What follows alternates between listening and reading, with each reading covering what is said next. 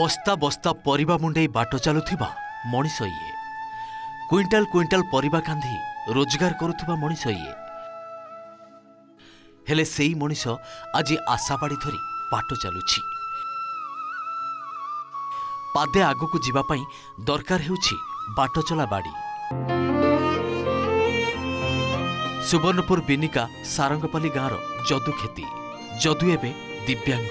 से पूर्वर भल थिले, पनीपरिबा बिकी परिवार चलाउथिले।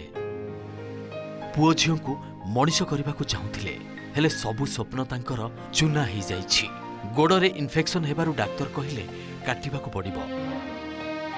डाक्तरक परामर्श आधार रे तांकर कटागला गोड़ आउ गोड़ जीवा परे जेमिति सरीगला सबु किछि।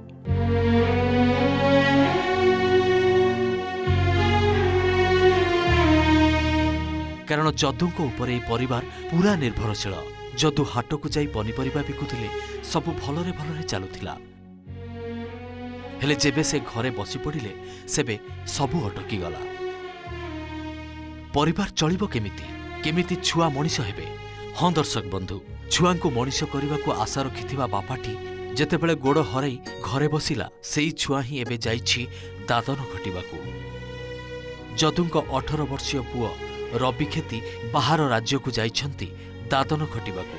से पाठ पढ़िबाकू चाहुथिले, किंतु घरर परिस्थिति तांकू बाध्य कला पर राज्य जिबाकू, मूल लागिबाकू। सेई कथा कहिला बेले ए बापा आखि भी जकेई आसुछि। एंदा व्यापार पेपार करी चलुदली आज्ञा, मोर किसी नहीं।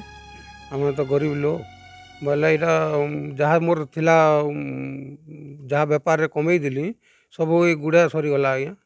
18 वर्षर पिला मोर पले बाहर के जाइए आर कमईकरी मत दौजे जे मुझे अच्छे मुई तो किसी कमई ना पारली, धमई ना पारली, किसी ना कर पारली, घरे बसी जाए। 3 वर्ष हेलानी दहगंज हेलेनी जदू गोटे गोड़े बंचुछंती। कृत्रिम गोड़टीए लगाइले हुए तो भलरे चलाबुला करिपारंते, हेले तापाई टंका कोठु आनिबे? छोट पिलाटा दादन खटी जहाँ पठाउछि सेथिरे खाई पी रही जाउछंती। सेई टंकारे कोन गोड़ लगेई हेबो? तेणु आशा रखिछंती सरकारी स्तर रे जदि किछि सहयोग मिलंता अबा केही साहाय्य करते तेबे कृत्रिम गोड़टीए लगेई पारंते। बेले भल थिले से टाइम रे जहाँ कमुतिले पढ़ुतिली खाउतिली रहउतिली से टाइम रे भल तो थिली। एबे बापार गोड़ हेंता हिज बालु इहादे किसी भी अभाव ही जाइछे। दादा बाहर के जाइछे, किछि पैसा रोजगार करी कि देउछे, सेथिरे चलुछु। ये घरर मुख्य आनले ये गुरी से चढ़े टुंडरे आहार दउथला बोले ये बसी रहबार लगी यहाँ जिन से परिवारटा बहुत कष्ट चलबार लगी पड़ुଛି। सरकार दौचे 5 केजी चाउल 5 केजी चाउल दे माने दिन काटुचन भत्ता 35 और चाउल 35 केजी करले से आराम से चली पारबा का बोली करी आमे सरकार के दाबी करूँ। सेपटे सुवर्णपुर जिलापाल को आमे जदू खेती को सहयोग नहीं पचारिलु। से कहचंती सहयोग कराजिबो। सीटा नोटिस को आसला परे तो परिस्थिति कौन अच्छी को सिचुएसन रे अछंती हमर मेडिकल टीम तो अछंती डीएचएच रो एभलिया केस जते बेला आछि व्यक्तिगत भाव में सेमान को नियोजित करूछि से काम रे। जदि सहायता पांठी रु किछि देबार पड़े से सब गुडा आवश्यक पदक्षेप आमे निश्चित भाव में नेबो। पनीपरिबा बिक्री करी परिवार सह हस खुशी रे दिन काटुथिले जदू।